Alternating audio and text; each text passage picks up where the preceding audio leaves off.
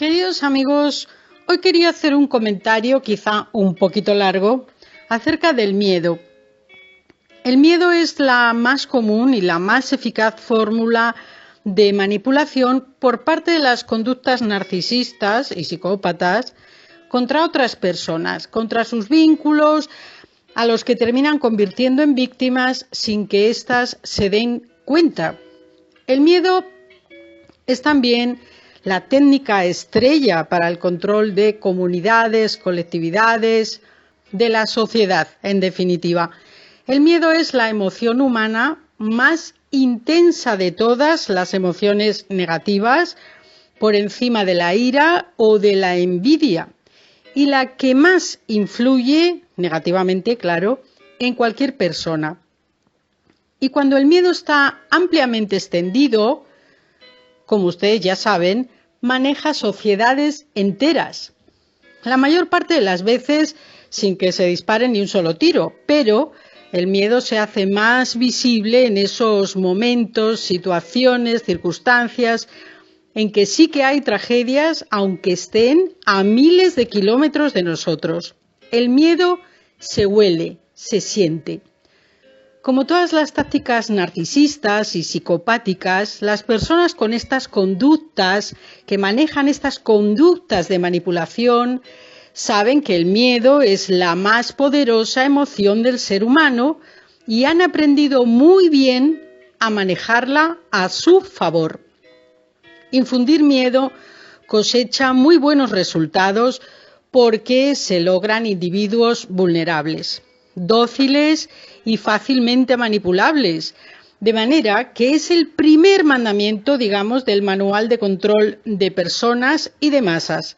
La gente, ante la indefensión que provoca esta inducción al miedo por medio de medidas, normas o leyes, incluso no escritas, prefiere abandonar su criterio y adherirse a las narrativas dominantes, por delirantes que éstas sean o vayan en contra de sus propios intereses, por miedo precisamente a consecuencias negativas, a represalias y, en definitiva, a situaciones indeseadas que el individuo termina percibiendo tarde o temprano. El miedo y su modulación según el objetivo a cumplir. Porque si bien el fin último es someter y controlar para mantener el poder sobre los otros, pocas veces el miedo se presenta cara a cara, como dije antes, como en una situación tal que sí que vivimos a partir del 2020 o los conflictos armados que se viven hoy, sino que se busca provocar el miedo a base de pequeñas dinámicas que pasan desapercibidas porque son sutiles, encubiertas por supuesto, y camufladas incluso de beneficios. Por ejemplo, ante alguna dinámica que va a provocar rechazo inmediato, esta dinámica perniciosa se va a disfrazar de un beneficio, digamos, surrealista, o de algo práctico, como por ejemplo eliminar el dinero en metálico es útil, es cómodo, es profiláctico, evita epidemias, es sanitario. También disfrazarlo de una mera tendencia, enfatizando un beneficio y omitiendo el daño que lleva implícito, que está escondido. Se trata de vender, pero con la táctica del engaño, tal y como hace la publicidad engañosa que todos conocemos, que va a ser engañosa, es engañosa per se, pero vende. Y solo ves el engaño cuando ya pagaste por esa cosa.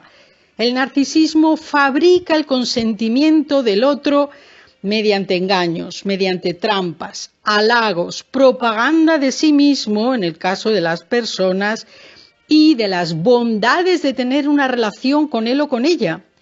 Y para esto, momentáneamente, se van a presentar como personas ideales, exitosas, benefactoras, deseables e imposibles de rechazar por todo ese encanto que emanan y por las ventajas que ellos propagan, publicitan de sí mismos y de tener un vínculo con él o con ella. Pero esto es solo eventual. Es solo para atrapar a sus víctimas. Y tras esa fase de la gran trampa, de gran cebo, y habiéndose asegurado la conquista, comenzarán la devaluación, el desgaste y la destrucción del otro, imponiendo sus narrativas, imponiendo sus dinámicas, que son, poco a poco, el desgaste del otro, el perjuicio del otro, aprovechándose de todo cuanto esa víctima pueda ofrecer, tenga la capacidad de ofrecer. Así que ante el miedo a perder a esa pareja, las víctimas, miedo a perder el empleo y el sustento, miedo a las deudas y a no poder afrontarlas, miedo a la pérdida de bienes, de la salud, del estatus, en fin, todos estos ejemplos de miedo son reales, pero no se presentan como amenazas directas, sino implícitas, incluso subliminales, de manera que el resultado va a ser el mismo al de enfrentarse a un mal mayor como el de un conflicto y lo que supone de pérdidas.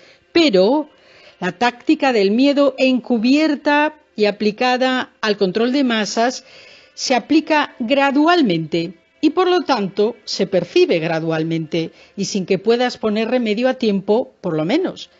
El daño lo percibes siempre después, cuando ya está hecho. Por eso es importante entrenar la intuición y conocer ciertas características clave de estas conductas. Por supuesto, estar informado de todo lo que hay a tu alrededor, aunque no participes de ello, porque así podremos evitar un mal mayor o una catástrofe personal muy, muy importante. Porque incluso aunque no sea inminente algo negativo que se avecina, sin embargo, el haber percibido la amenaza supone el temor ante la pérdida y finalmente el miedo lleva a los individuos a claudicar, a someterse y a aceptar situaciones que sin esa coacción latente encubierta no tendría efecto alguno o no tan devastador. El resultado de aceptar las dosis de miedo inducido es que el individuo se vuelve dócil, pusilánime y adopta una actitud servil y acomodaticia, hasta el punto de que cualquier forma de trato que no le guste la va a aceptar por miedo, aceptando cada vez menos de lo bueno y asumiendo cada vez más ración de maltrato y dando gracias encima por ello, ya que esa pequeña parcela de existencia le ha quedado para vivir. Una parcela de existencia muy pequeña que le otorga el otro, el narcisista. Pero como no es un maltrato de escarnio en la plaza pública, digamos, nadie te va a sacar a una plaza y te va a tirar piedras, aunque, ojo, el efecto moderno sería el hate, te van a tirar hate en las redes sociales o te van a clausurar las cuentas en Internet. De manera que la gente sigue creyendo que vive en una sociedad evolucionada, democrática o cualquier otro apelativo, aunque está completamente vaciado de contenido. Pero se va a agarrar a eso para justificar que aunque haya perdido libertad y autonomía, soberanía y autocontrol, aún le permiten seguir viviendo.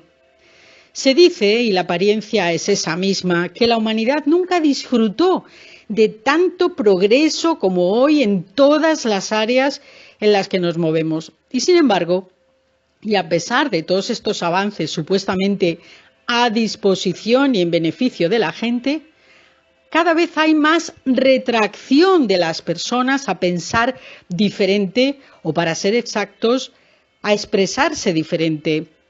¿Por qué? Pues por miedo.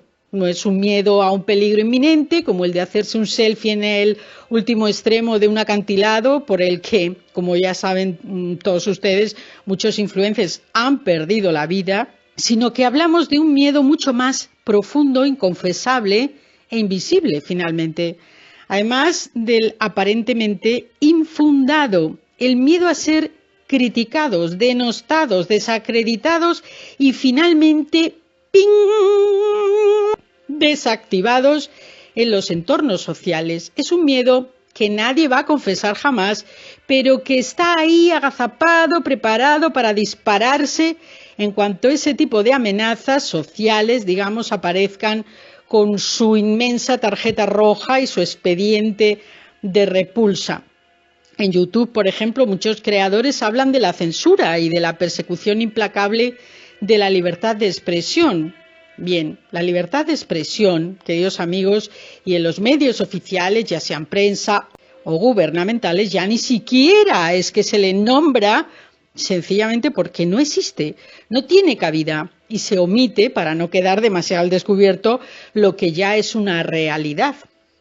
Siempre lo fue, pero la dinámica o la táctica de infundir miedo a decir una opinión, ojo que no estoy hablando de opiniones agresivas y claramente ofensivas, que esas nadie las quiere oír y cualquier plataforma las va a censurar, sino opiniones que son argumentos, pero que no están alineados con el pensamiento único imperante de cualquier ámbito. No tiene por qué ser exclusivamente referido a la política, sino a cualquiera de los socialmente ámbitos que nos involucra. Y la gente tiene miedo a perder lo poco o mucho que tenga. Así que resulta mucho menos expuesto y peligroso, digamos, obedecer los lineamientos, incluso siendo opuestos o perjudiciales en el medio o largo plazo, como dije antes. Incluso en el corto, la gente actúa movida por la emoción del miedo incontrolable. Y como todas las tácticas narcisistas, las víctimas creen que esa forma de maltrato se la merece de alguna manera. No sabe por qué, pero seguramente se la merece porque está tan lleno de culpas, de miedos y de inseguridad, inducido todo, que cree que se lo merece y apoya a su opresor. Y es entonces, queridos amigos, cuando su dependencia es completa y su ciclo de sumisión se ha completado. Ojo que este ciclo es a través de los años, como dije, para que nadie se escape a este dominio.